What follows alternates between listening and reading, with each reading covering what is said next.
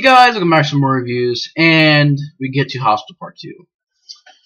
Hostel Part 2, I think this is the first one I got on DVD. I think I bought it at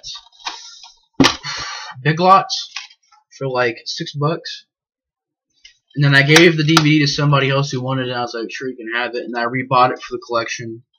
But Hostel Part 2 is a very just straight up crappy sequel. It's a dookie sequel, it's a turd sequel, and it's freaking garbage. Hostel Part 2, the main problem with this movie is it copies the first movie.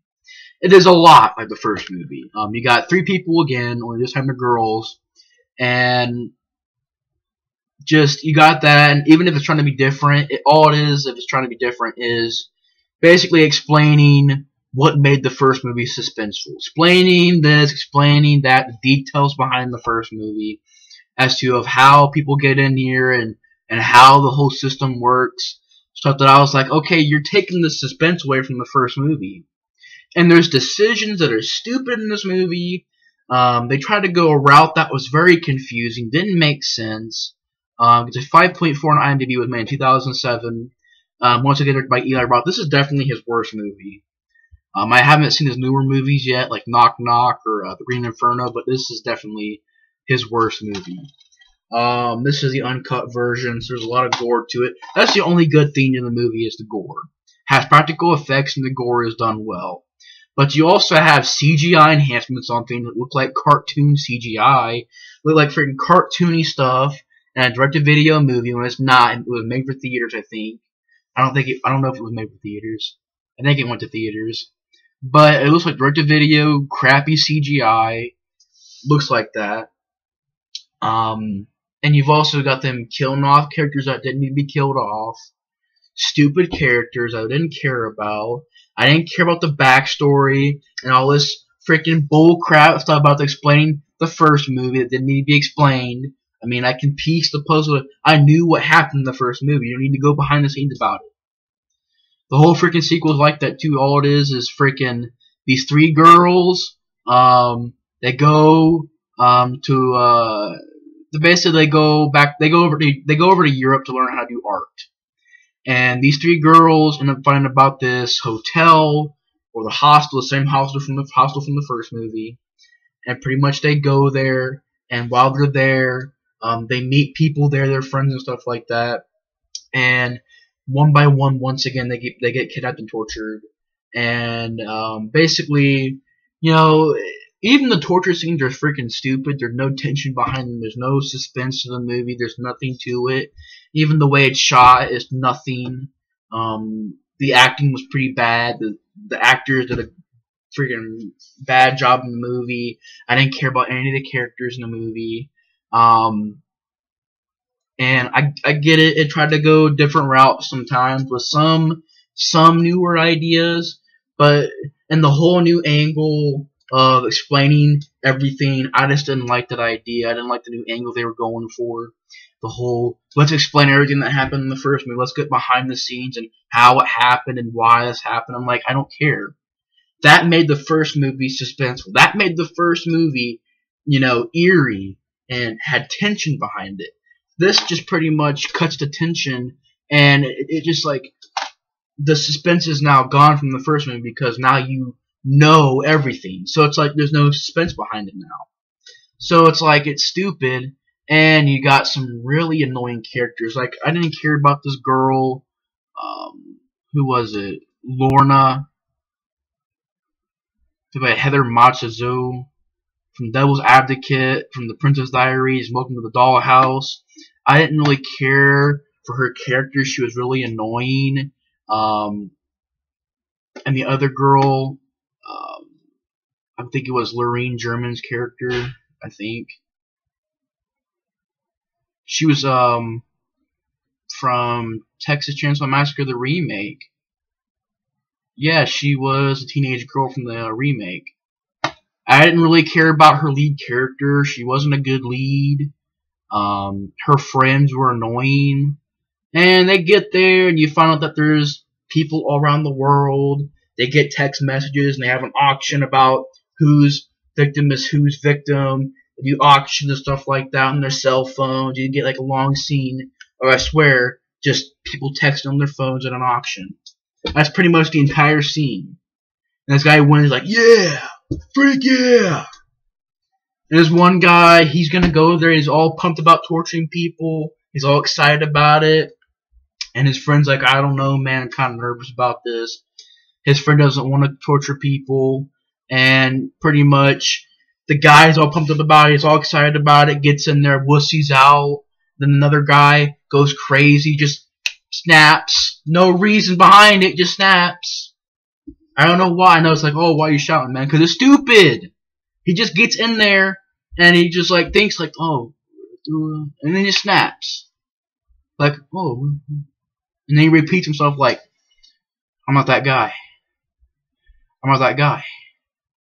And then boom, he snaps. He's like, it's just stupid. It's really stupid. He's like, I'm not that guy. I'm not that guy. Snaps. It's stupid. It's just like he snaps out of nowhere. It was unexpected. It was unnecessary. There was no reason behind why he snapped. It was just he got there, he repeats himself for like 5 seconds, and then he snaps. No really reason. And even if there was, I just didn't notice it, didn't care. The movie is boring. It's 94 minutes long, but it feels like freaking 3 hours. Not a lot of stuff happens in the movie either. It's more of a slow burn movie. Not a lot of torture scenes, not a lot of gore. When the gore is there, it's good, but not a lot of it. It's mostly about the backstory. The backstory, but behind the scenes, on how things work in this place. That's uninteresting, and I didn't care for it. I was like, it just, all it does is take away the suspense from the first movie. So I don't care about this stuff. You know, I don't care if this guy at the front desk, secret door, goes back and scans people's IDs, and you find out that these people have these different torture chambers and where they're at and locations and stuff like that. And you find about this logo, find out what that means, the elite hunting, whatever, bloodhound freaking logo right there. You find out what's behind that and why they use that, and everybody had a tattoo. What's the meaning behind the tattoo? And I just didn't care about this stuff. I was like, okay, this is taking away suspense. Every time you're doing this, it's just taking away from the first movie. And I didn't really like that. Because the first movie was mysterious. You didn't know what was going on. You didn't need to know because it made it suspenseful.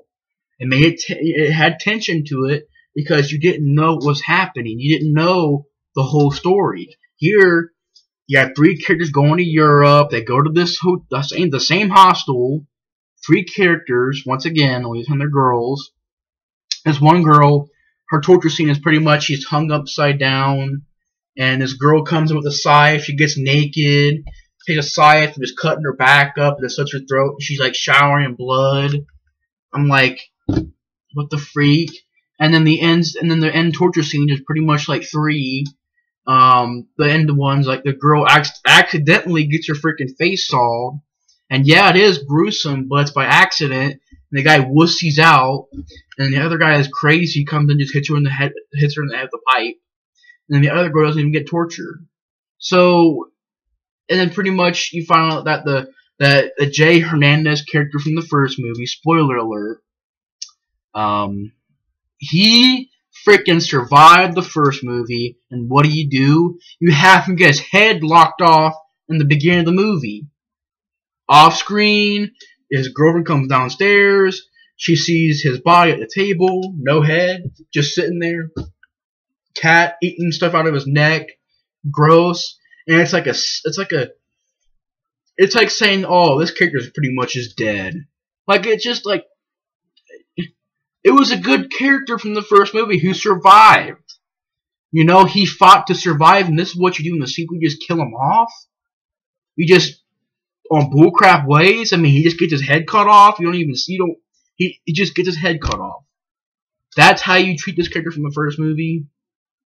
You just have him get his head cut off.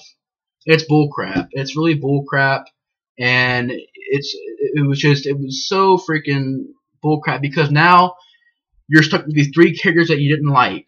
That at least I didn't like. I didn't care about these characters at all, and I didn't really care. I just didn't care. The whole movie was like, I don't care about this movie. I was watching the movie and I was like, this movie is boring, not atmospheric at all.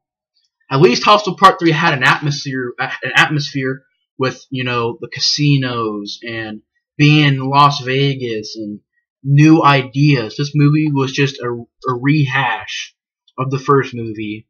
And if it was even trying to be different, it was all it was doing was explain the first what was behind all this stuff. I'm like, I don't care, because it made it creepy, it made it eerie.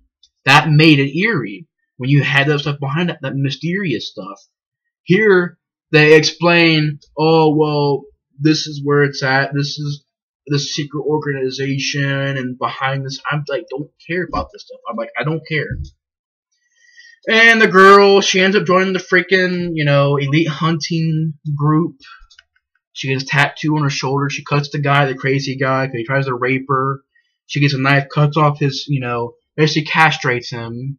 And then she becomes one of the members of the elite hunting. She goes back to the hostel, and the one girl who lured her and her friends there, she just pretty much chops her head off, and the kids pretty much kick her head like it's freaking a soccer ball. And it's a disturbing idea, but it was just kind of stupid on screen. It was like, what? What the freak? What kind of a kid would do that? It's like, what the freak, bro? I get it, it's supposed to be their psychopath kids, but it was kind of stupid. And the movie ends, and that's it. That's freaking it. There's no wonder on why this movie gets a lower rating than the first movie on IMDb. You know, there's a lot of people out there that hate this movie, and they have a right to hate this movie. And I understand, if you're a fan of this movie, that's cool, but I'm not. I think this movie's crap. It's a crappy sequel, and I don't want to spend too much time on it because I don't like the sequel. I think it's uninteresting, it's boring. I don't like the whole explaining the first movie and ruining the suspense idea. These three characters, they weren't interesting at all. You had cameos from directors and Eli Roth's father, which were fun. I mean, they were good cameos, you know.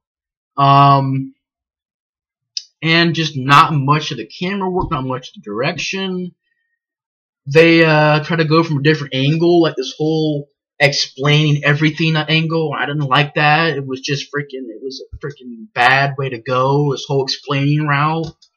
And a slow burn, really? Even the opening of the movie is the same as the first movie, where it opens up with someone whistling, and there's a sound in the background, and you just see stuff, you know? I think instead of like clean out one of the torture chambers, this one, it's like he's burning pictures. So it's like it's the same opening as the first movie. And there's a lot of similarities with the first movie. I mean, you got this girl luring these people in like the first movie. You got these girls meeting people there like the first movie. You know, when they get there, they meet people there and stuff. Like the first movie. The lead girl, I will say so, it's different because she joined the actual elite hunting team. But essentially the movie's pretty much the same. It's the same movie as the first movie, not different. If it is trying to be different at all it is explaining, it's like ruining the suspense and tension from the first movie and made it pointless.